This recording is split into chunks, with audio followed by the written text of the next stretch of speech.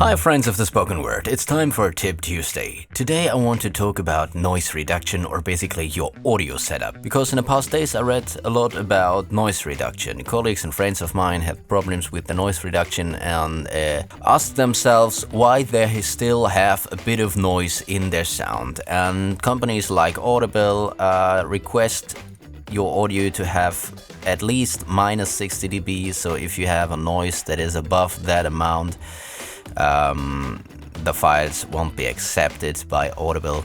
So if you have noise in your audio files, it could have several reasons. There is the hardware side, and then there is the non-hardware side. So let's start with the non-hardware side first. If you are recording in the same room as your computer is, then it's often the fans. You might not hear them, but the microphone does, because the microphone, if you've got a good one, it's very sensitive, and that's good. So you always make sure, if you could, and I can't, but if you could, make sure to record in a separate room than your personal computer is. Of course, other devices or things could make sounds too. For example, I've got some guitars in here. When I record, I have to move them out because for sure they do resonate, especially in the deep tones. So make sure to get things like that out of your booth, your room you're recording in.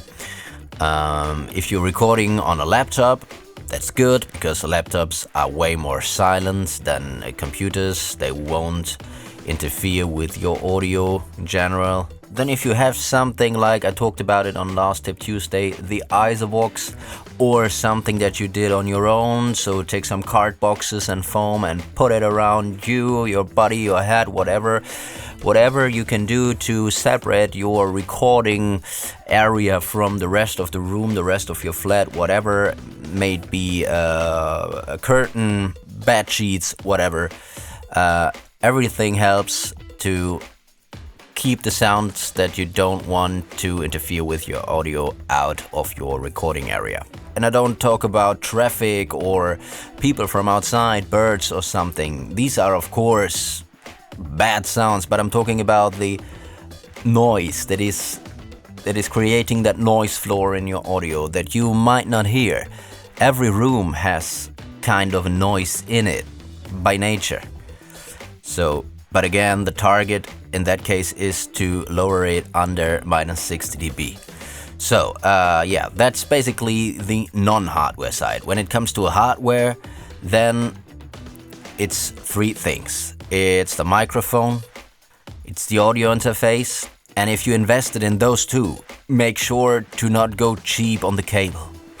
It's not that expensive anyway, but please don't buy something for $5 if you already invested $200 to $400 in your microphone and sound engine. Because although there are cables on the market that are for sure overpriced, or maybe not overpriced, but you definitely don't need them because they might have 100 times better blinding and heads out of gold or whatever. That is of course not necessary for many people. If you are a million earning dollar rockstar and want to show off even with your cables, okay, sure, go for it. They look great, but on the other end, please take a look at the binding, which is very important to get those noises out of the connection between the microphone and the audio interface. Because if there is almost no binding, I'm no sound engineer, but I would describe it as the electronic flow that goes from the microphone to the sound engine needs to be protected from all the stuff that is going around the cable, and bindings help to deal with that.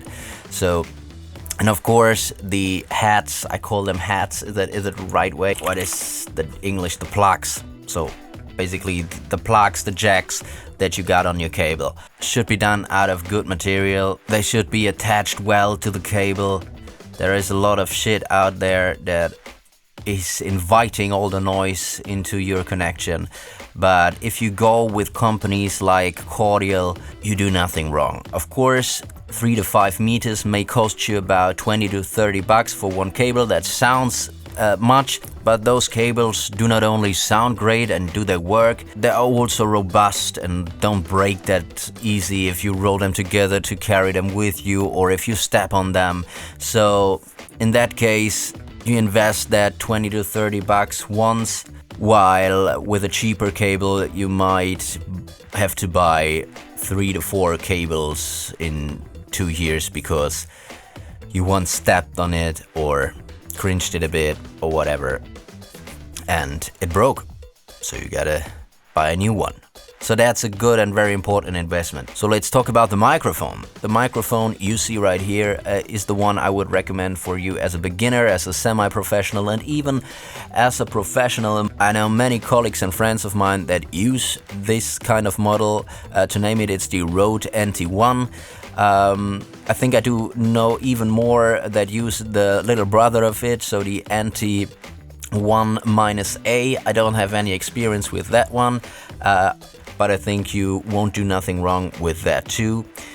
This mic is known for being the best when it comes to value versus price. So it's in that price range, it's still one of the best mics you can get because it's not that expensive. It's currently about 260 euros, which would be $290. It comes with a microphone suspension. It's not that one. It's looking way more better and robust. So the little brother, as I said, the NT1-A would cost a bit less. So it's about 200 euros, which be $225. As I said, I have no experience with that. For me, it was just a few bucks more, and I just loved the black design, I have to say. And the reason that it came with that great suspension and the great pop filter was, for me, worth the bit more of the money. Is that a right sentence? I don't know, but I think you know what I mean. So, yeah, it's I think it's enough about the microphone. So as I said, it's connected via a cable by Cordial, which always comes with Neutrik plugs, and it's connected to my audio interface. The audio interface, which I am not using anymore, but which I totally can recommend again for beginners, semi-professionals, and even professionals, because it's a very professional grade one, is the Focusrite Scarlett 2i2 or 2i4, depends on how much in and outputs you want. There is also the Focusrite Scarlett, I think it's called Solo, which is the cheapest and smallest edition of those audio interfaces, but it's for voiceover. It's basically enough because it has the one input for your microphone and is connected via USB-C to your computer, so that's fine. That's 3 things. You get a great audio, which should have under minus 60 dB of noise reduction, and then of course always add a noise reduction filter in your post. Try to set your microphone on a minimum gain if you have to. Of course, the gain should always be the best for your voice, but if you want to reduce noise that might be still there in the room, try to gain it a bit lower. Get closer to the microphone, that also helps, of course. Yeah. And, oh yeah, let's talk about the price of the Focusrite Scarlett.